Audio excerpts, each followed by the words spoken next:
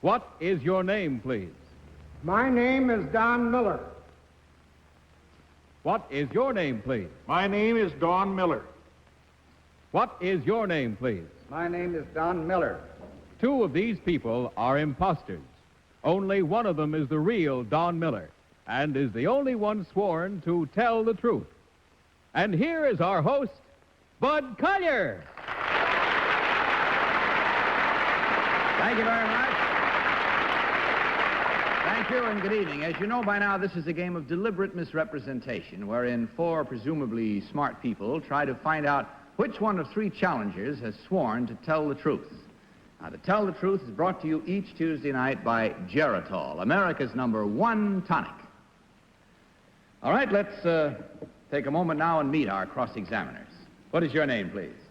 My name is Polly Bergen. My name is Gardner. My name is Betty Furness. My name is Glenn Ford. I can attest that these people are telling nothing but the truth.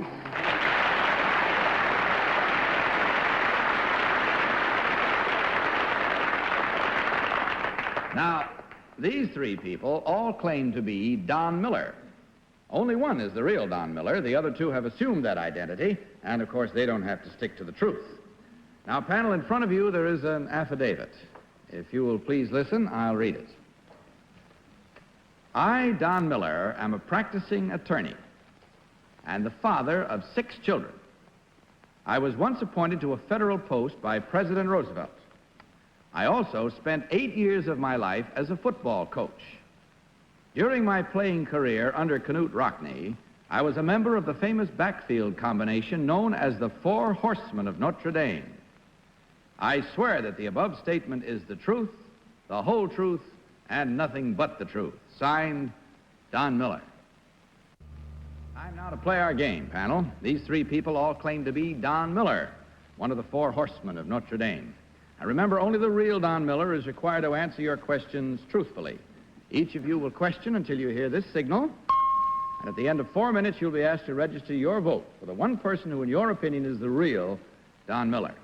And we'll start this questioning period with Betty Furness. Betty? Number one, since you played at Notre Dame, in what year did George Gipp play? Miss Furness, I believe his last year was 1919. Number three, what's your answer to that question? That's correct, 1919. Number two, this federal post President Roosevelt appointed you to, did you get a verbal appointment to that, or how did you receive word of the appointment? That was written to the wildlife. I beg your pardon? Wildlife Preserve. Wildlife Preserve. Number three, at the University of Pittsburgh in 1938, there were 3 players in the backfield who all became All-American players. There were 4. Would you name me 2 of those players? Any 2. I don't think I can answer that question. Number... Glenn Ford.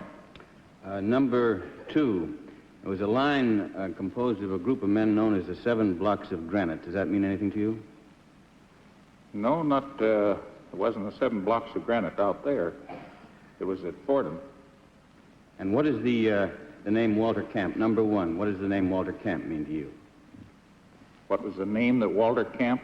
No, I asked number 1. Are you directing your question to me, Mr. Ford? Yes. What does the name Walter Camp mean? Walter Camp was an expert who picked all the All-Americans up until the time he died, and I believe his death was in 1925. Number... Sorry, Glenn. Polly? Well, I don't know anything about football or sports at all. As a matter of fact, the last time I was introduced to Mickey Mantle, and I told him I was looking forward to watching him play at the Polo Grounds, and found out that the Giants play at the Polo Grounds. So I'm not going to get into that at all, but I do have a question. I would like to ask all 3 of you, or tell you the case.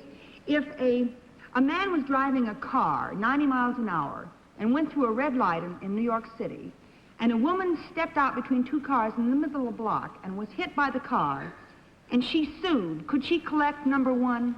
Yes, she could collect. Number 2, could she collect? Yes, she could. Number 3, could she collect? Yes, she could collect. wonder if they could collect her. Hi, Gardner. Well, they all gave the wrong answer. Polly, you trying to get some free legal advice? Well, the girl is dead, as a matter of fact. So Her she... estate could collect, Oh, I Miss see. Bergen. No, but I meant if she was alive. Oh, if she were alive, she can collect for her injury. You better let Hi get out of that Let's gridiron. just forget Hi, the whole thing. Go ahead. Hi. Number one, what baseball team did Jim Thorpe play for? I believe Jim Thorpe played in the Southern Association. I don't believe that. Number two, do you know the answer to that? What major league team? I think he was up in Boston. Do you know number three? I think it's New York Giants. New York Giants. Well, our time has run along here, ladies and gentlemen. It means we have time for one final question from each of you, and we'll start the final questions with Betty. Betty? Number two, who was the blocking back for Tommy Harmon? For whom? Tommy Harmon. That was Jones. Glenn? Number one, what is the width in feet of a football field? The width of the football field, 165 feet. Polly? Number two, what does contributory negligence mean? That you have to be a party to a condition that brings about this situation. I see. Thank you. Hi? Number three, do you know the law firm of Layden, Crowley, and Stuldreyer? I'm very well acquainted with them. This is a law firm in what city? No, there is no such law firm, but there's a great firm of the Four Horsemen. Number one. That's all. I'm sorry. One final question is all we had time for, and it's time now to vote. So without consultation, will you mark your ballots, panel, and select either number one, number two, or number three? May I have your ballots, please?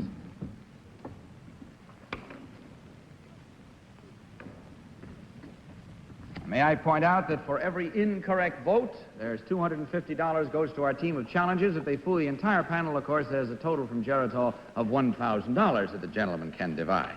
Now, this is Polly Bergen's ballot. She votes for number two. Hi Gardner selected number three. Betty Furness picked number three.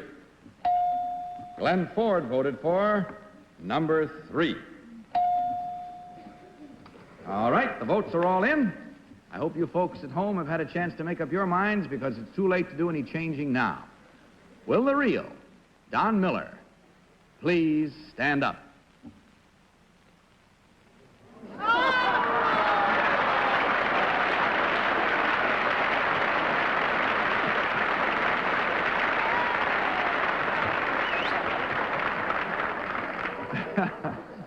Thank you very much, sir. Number two, would you tell us who you really are and what you do? I'm Century Milstead. My work is estate planning with the Connecticut General Life Insurance Company. Thank you, sir. And number three, who are you really? My name is Ed Garbish. I am chairman of the board of a company that manufactures kitchen bouquet, cream of rice, and those wonderful canned mushrooms, B&B brown and butter mushrooms.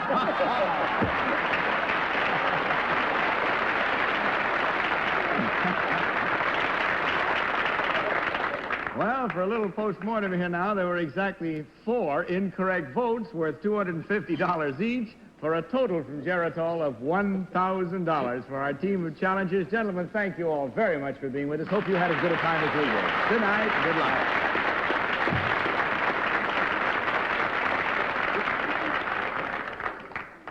All right, let's have our next team of challengers.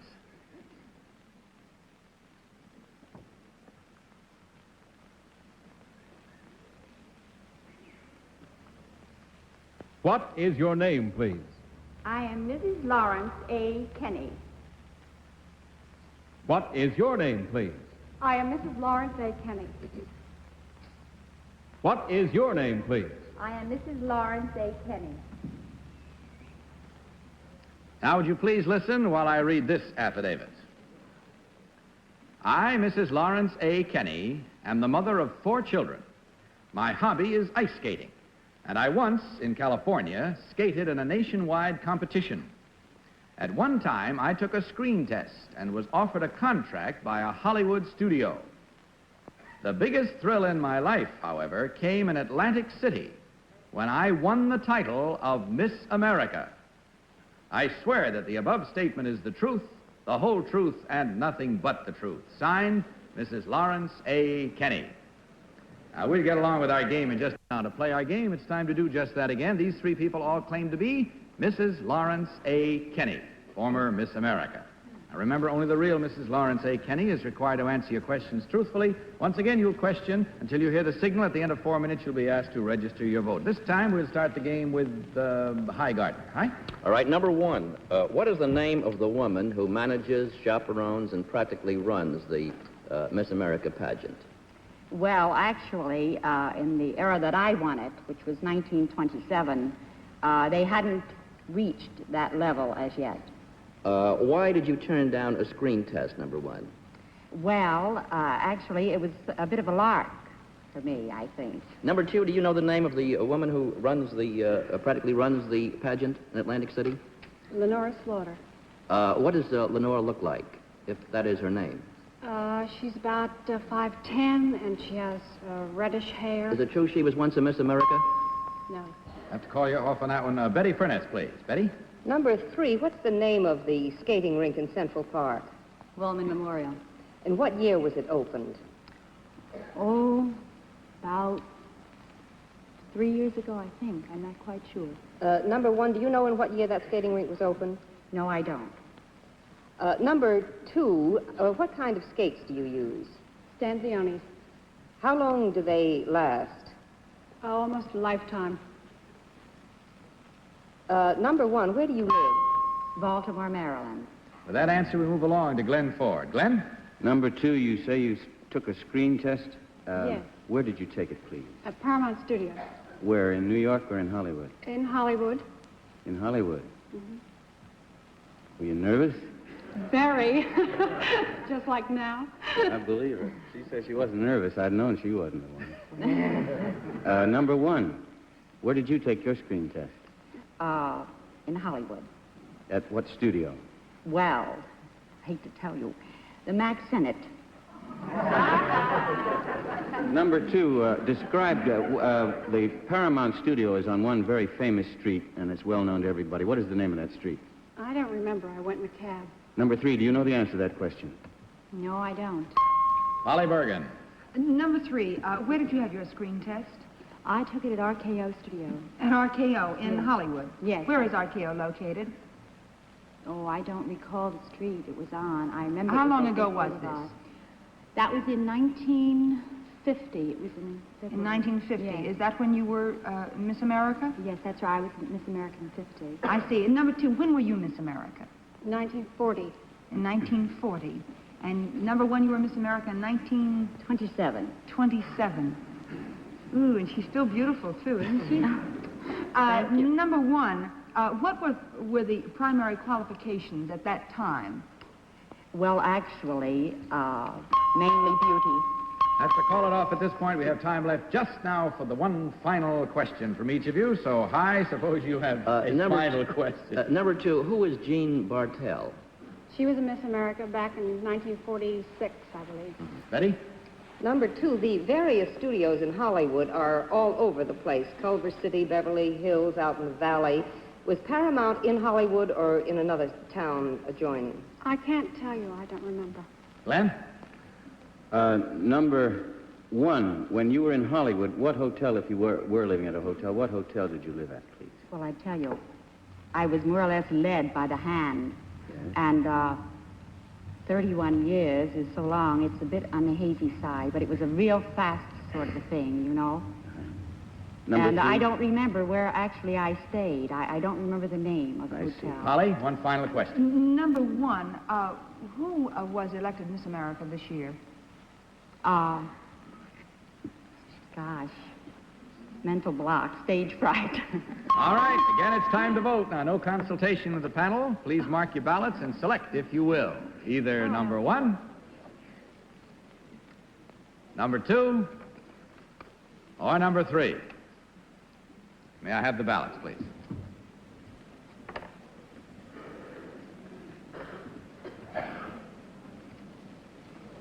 First, we have Polly Bergen's ballot. She votes for number 1. Glenn Ford voted for number 1.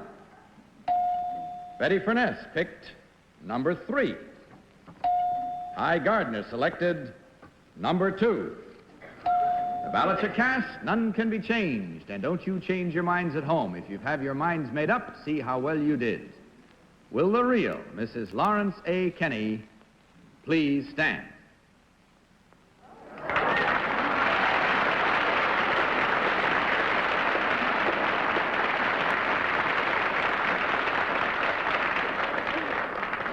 Thank you very much. Now, number 1, would you tell us who you really are, please? I'm Mrs. Edgar J. Smith of Baltimore, Maryland. I'm a housewife. I have 2 grown sons, and I'm a hopeful songwriter. Thank you. And number 3, who are you really? I'm Mrs. Robert Lane. I'm a housewife, and I have 2 children and live in New York.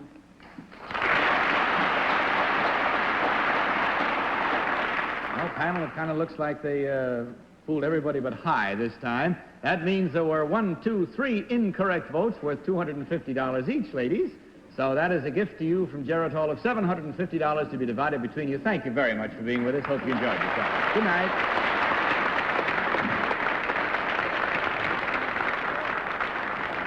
And now let's meet our third team of challengers, please.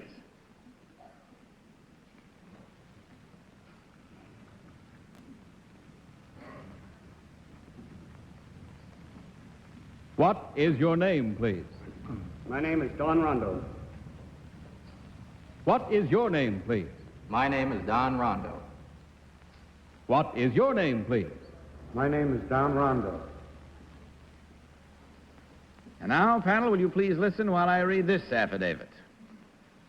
I, Don Rondo, have been a licensed airplane pilot for many years. Until 3 months ago, I was working as a plumber's helper.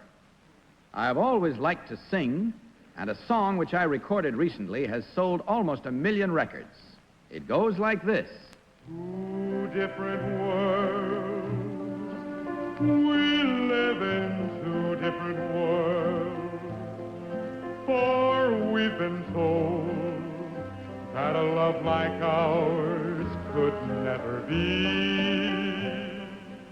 The affidavit continues, I swear that was my voice and that the above statement is the truth, the whole truth, and nothing but the truth. Signed, Don Rondo. All right, these 3 people all claim to be Don Rondo, popular singer. You will each question again until you hear the signal, panel, so this time we'll start with Polly Bergen. Polly? Well, I would just like to say that it doesn't seem fair that one of you is a plumber and sold 1 million records, and I'm a singer and spent the whole morning fixing my washing machine. Really, it's just not fair. Number 1, who did you sell these million records for? Jubilee. Jubilee. Records. Who is the head of Jubilee? Well, I dealt with Bill Donnell. I don't know who's the Bill head. Donnell. Number 2, who do you record for? Jubilee Records. Who is the head of Jubilee? Maury Palitz is my agent. He handles most of that. I don't know the head of the I company. see. Who worked with you on the session? Dave Terry. Number 3, who worked with you? All right, get an answer quickly. Hurry. Dave Terry. Thank you. Gardner. Number 1, and before I talk to you, you look like a plumber who once came up and left the whole place completely flooded. So I'm suspicious of you before I start. What is a pipeline, number 1? Beg your pardon? What is a pipeline? A pipeline? Yes. Number 2, do you know what a pipeline is? A pipeline is a line of pipes running to any connection. Number 3, what is a pipeline? The pipeline. Number 1, if you were called, this is an answer. If you were called to repair a leak from the White House cabinet, what would you suggest they do? Get a plumber or check on the some of the people working in the White House? I think we get a plumber.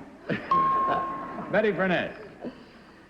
Number 2, what's the fastest commercial airplane flying now?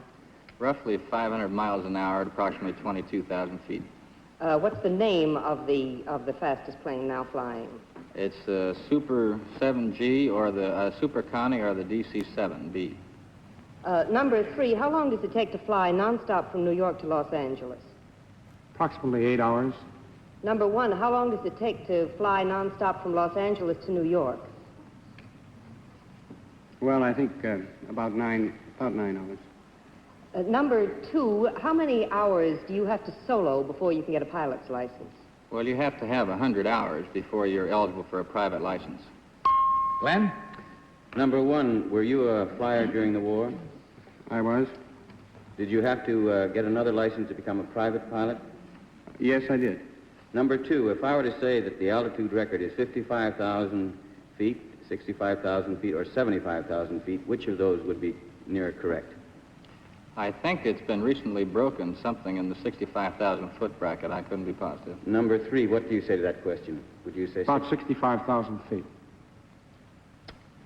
Well, they all know about flying. Polly Bergen. Number 3, how many hours do you have to solo before you can make S-turns? Pardon me? How many hours flying do you have to have before you are allowed to make S-turns? Before they teach you S-turns? Well, you have to have 12 hours of solo flight before you can fly by yourself. No, but how many for an S-turn? You're not going to let him answer. You don't want him to tell me. I don't even want to find out what an S-turn is. But it's very important. Well, it may be, but in any event, you have your chance with one final question. You can try again. We have time for one final question from each. High, we start with you. Number 3, what record did Dick Merrill break? I don't know. Number 1, do you know? No, I'm sorry, just one final question, High. I thought Betty? one question, 3 people. Number 2, who made the next best-selling record of your record, of the tune? I'm not sure. Glenn? Number 1, when you cut a record, do they publish it, or rather publicize it before or after it's released?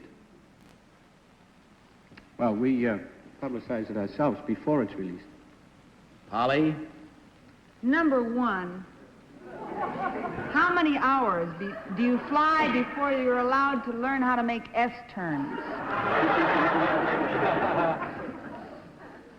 Well, I think a good man could do it in 2 hours. You could have a license in 2 hours, too. But it's up to the individual. All right, that's all we have time for now.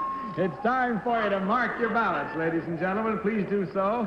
And mark them for either number 1, number 2, or number 3. What does it matter?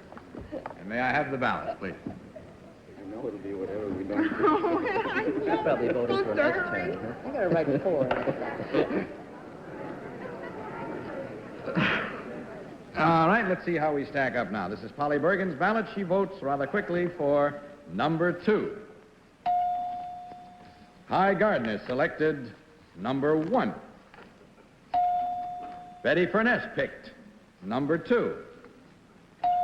Glenn Ford voted for number 3. All right, audience here in the studio seems to have their minds made up. Our panel has made up their minds. You at home, are you ready? Because here we go. Will the real Don Rondo please stand up?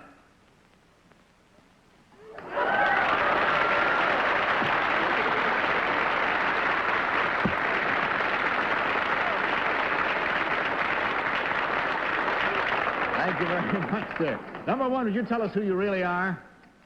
My name is Patrick Cook. I'm a sales manager at Bates Chevrolet in the Bronx, in New York. You don't sell S-turns there, do you? Number 2, who are you really? My name is Jerry Coleman. In the winter, I work for the American Shops clothing store in New Jersey, and in the summer, I play the infield for the New York Yankees. Captain Jerry Coleman. All right, let's find out how we stand now. There were incorrect votes worth $250 each for a total, 3 of them, of $750 from Geritol for our team of challenges. Before I say good luck, you got a new record, Don? Yes, I do. It's been out 2 weeks. It's called Don't. It's on Don't. Jubilee Records. We'll look for it. Dave Terry, conductor. Morty Peters, A&R man. And nothing but S-turns involved. Gentlemen, thank you very much for being with us tonight. Good night, good luck, and God bless you.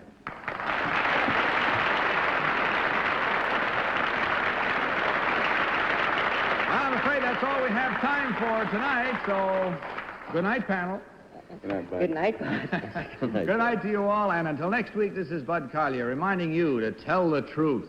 Good night, everybody. Travel arrangements for To Tell the Truth are made through American Airlines. American Airlines flies our contestants in luxurious comfort aboard DC-7 flagships.